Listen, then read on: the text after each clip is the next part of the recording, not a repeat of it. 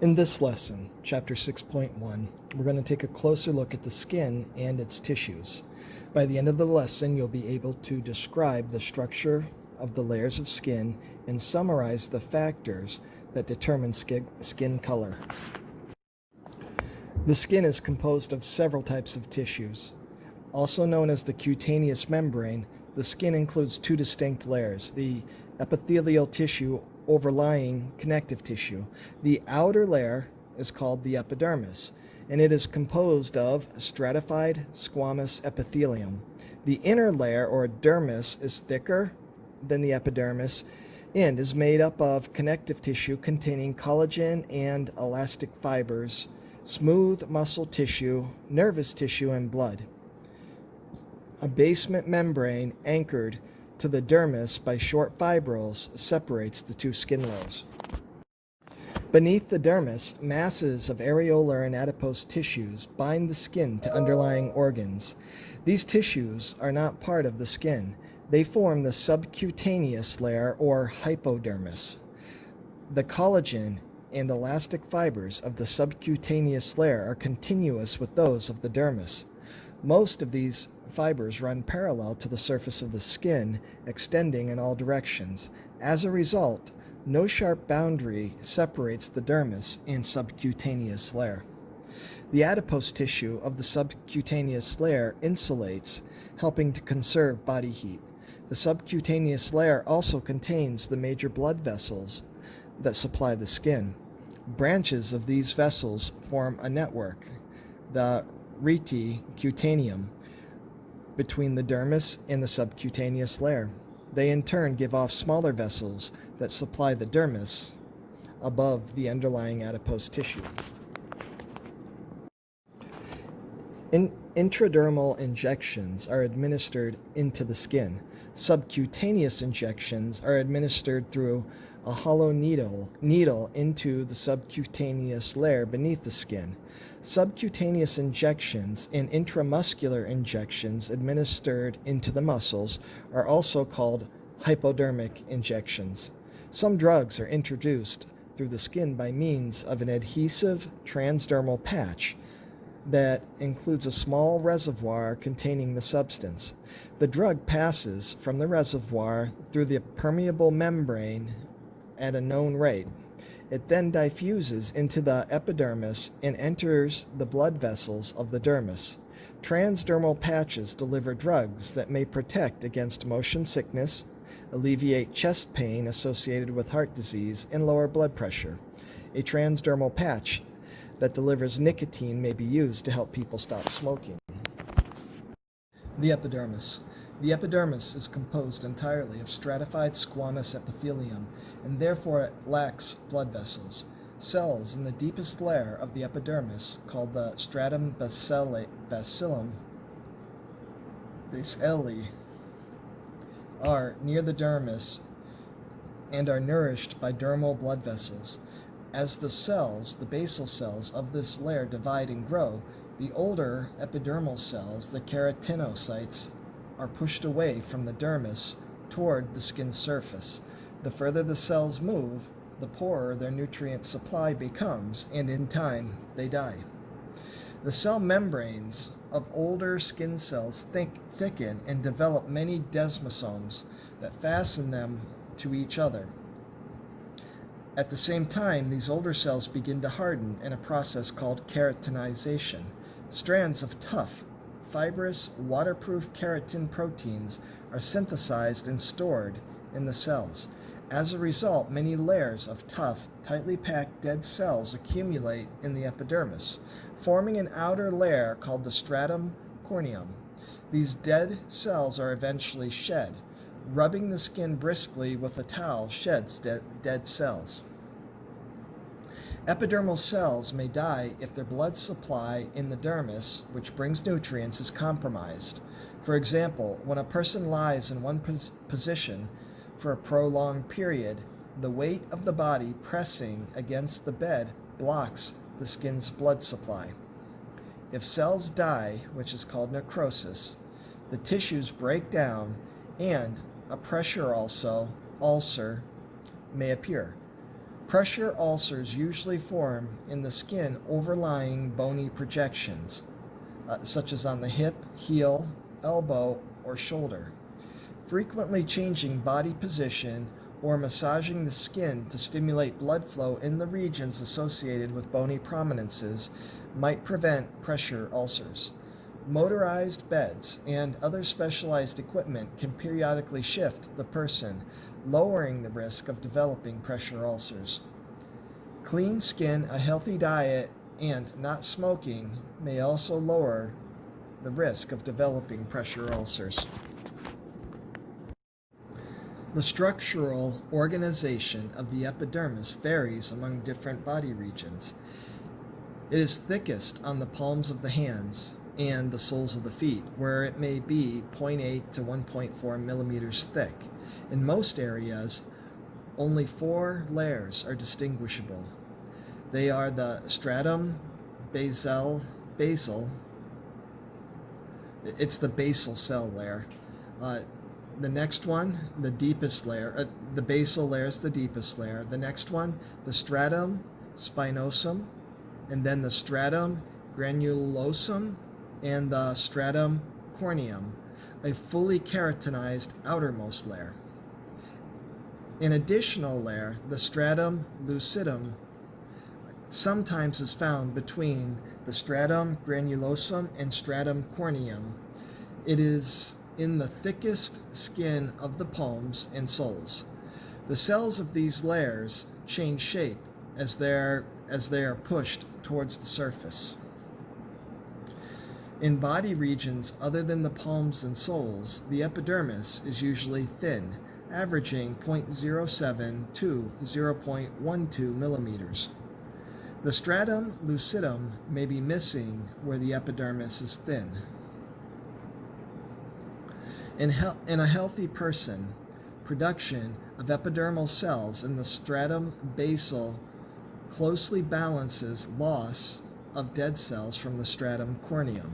As a result, healthy skin does not completely wear away.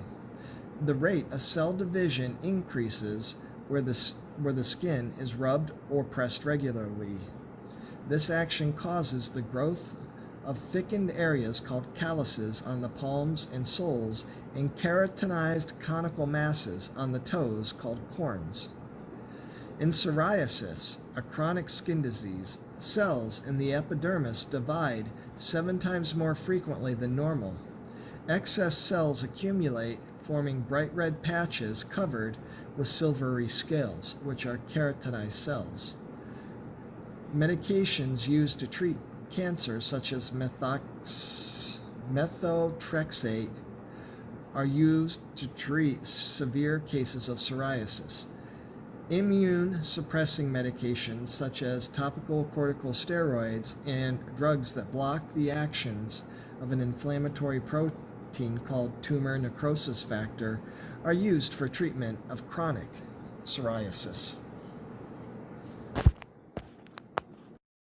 Specialized cells in the epidermis, called melanocytes, produce the pigment melanin from the amino acid tyrosine in organelles called melanosomes. Melanin provides skin color. Melanin also absorbs ultraviolet radiation and sunlight, which would otherwise cause mutations in the DNA of the skin cells and other damaging effects.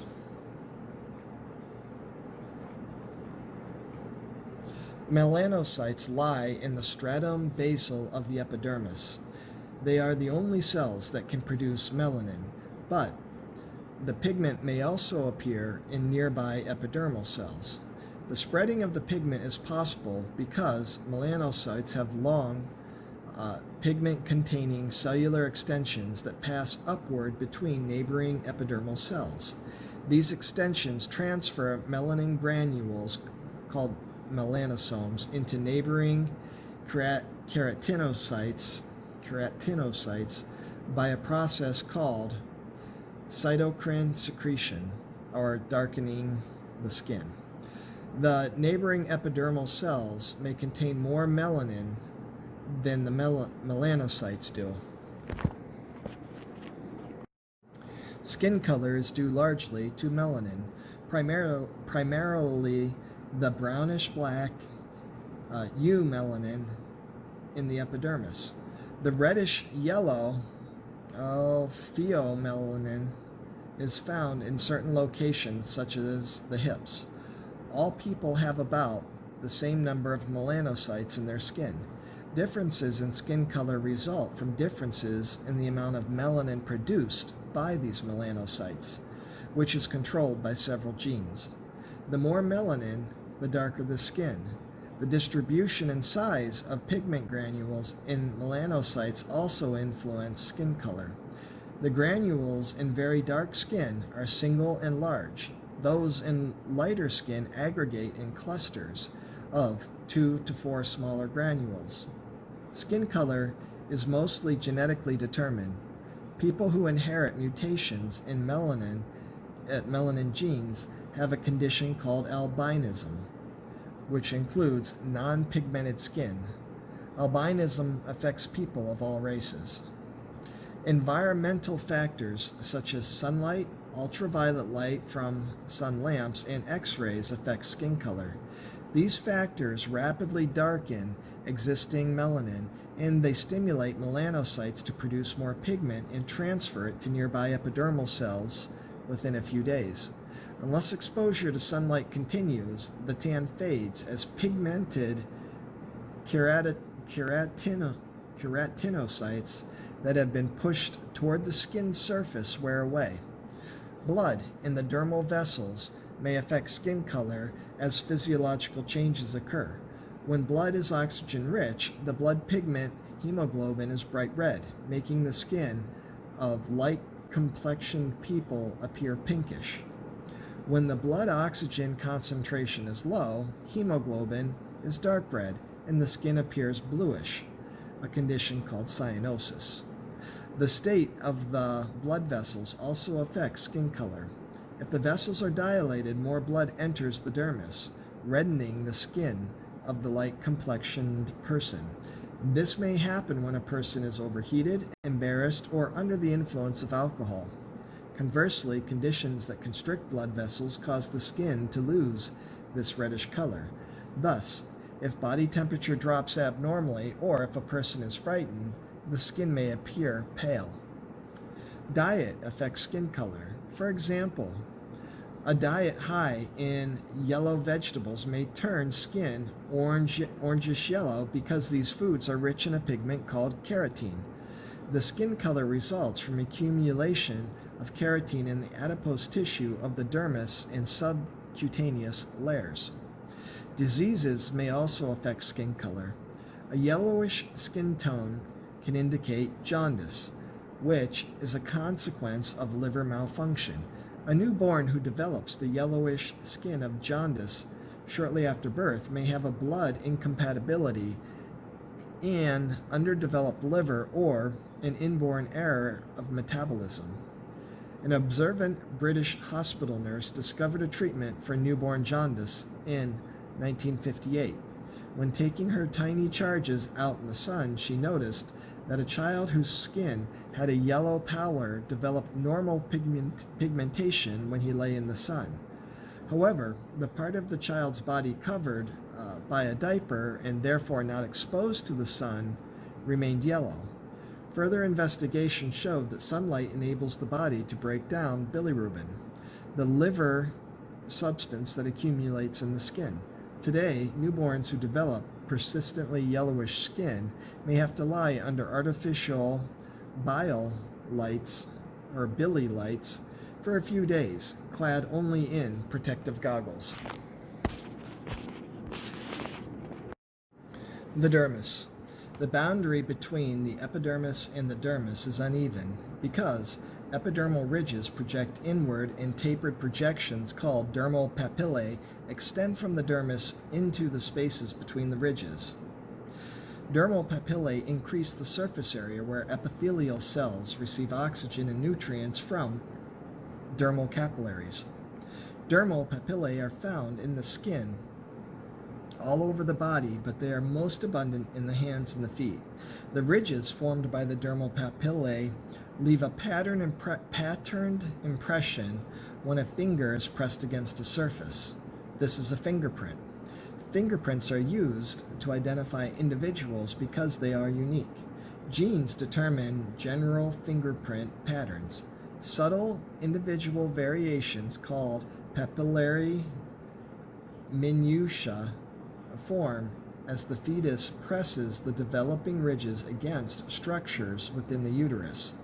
No two fetuses move exactly alike, so even the fingerprints of identical twins are not exactly the same. The dermis binds the epidermis to the underlying tissues. Although no distinct boundary is visible, the dermis has two layers. The upper or papillary layer is composed of areolar connective tissue. The lower or reticular layer is dense, irregular connective tissue that includes tough collagen fibers and elastic fibers in a gel-like ground substance. Networks of these fibers give the skin toughness and elasticity. On average, the dermis is 1 to 2 millimeters thick. However, it may be as thin as half a millimeter or less, such as on the eyelids, or as thick as 3 millimeters, such as on the soles of the feet. Tattoos are made by using needles to inject inks into the dermis. The color is permanent because dermal cells are not shed, unlike cells of the epidermis. To remove a tattoo, a laser shatters the ink molecules and the immune system removes the resulting debris. The dermis also contains muscle fibers.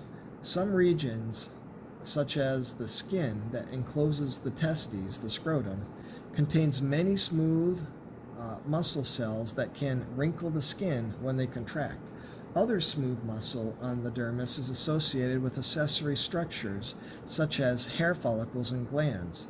Many skeletal muscle fibers are anchored to the dermis in the skin of the face. They help produce the voluntary movements associated with facial expression.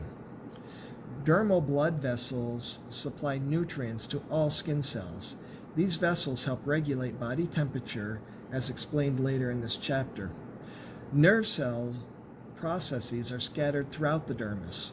Motor nerve cell processes conduct impulses out from the brain or spinal cord to dermal muscles and glands. Sensory nerve cell processes conduct impulses away from specialized sensory receptors in the skin and into the brain or spinal cord. The dermis contains different types of sensory receptors. One type of sensory receptor in the deeper dermis, called the lamellated corpuscles or the Pacinian corpuscles, two different names, same thing, responds to heavy pressure, whereas another type in the upper dermis, the tactile corpuscles, senses light touch and texture.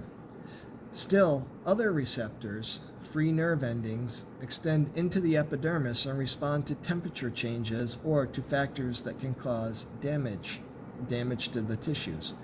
Sensory receptors are discussed later in different chapters. The dermis also contains accessory structures including hair follicles, sebaceous glands, and sweat glands.